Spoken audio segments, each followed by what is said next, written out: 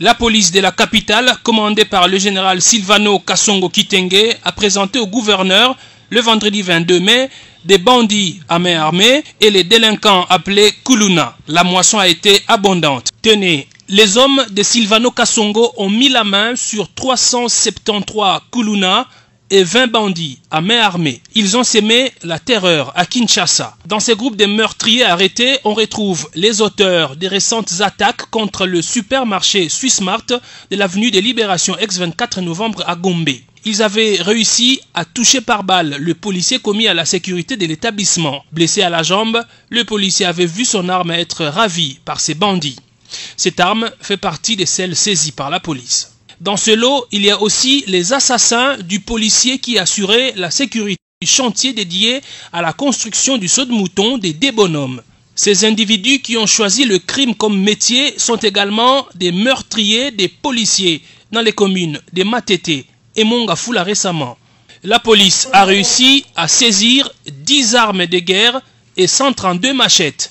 Content du travail abattu par le commissariat provincial, le gouverneur Jean-Tini Ngobila a tout de même déploré le fait que beaucoup de bandits arrêtés plusieurs fois par la police et déférés au parquet, mais ils sont pourtant remis en liberté. Je vais commencer d'abord par remercier le commissaire provincial de la police, le général Kasongo, ainsi que toutes ses troupes qui ont abattu un travail de titan.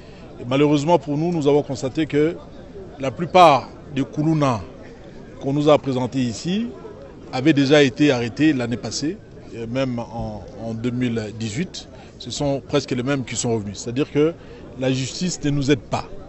On arrête des Kuluna et quelques temps après, ils sont relâchés moyennant une petite amende. Spécialisé dans les braquages, extorsion avec violence des voitures, taxis, enlèvement des filles et assassinat des chauffeurs, ce criminel a confirmé les faits déplorés par l'autorité urbaine. Lui qui avait été arrêté fin 2019 pour meurtre d'un chauffeur par étranglement, a pu échapper à la justice moyennant paiement d'une amende visiblement illégale.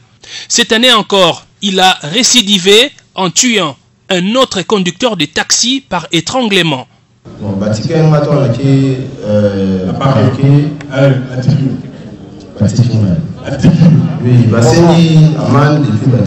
Mais chauffeur, est-ce que c'est normal?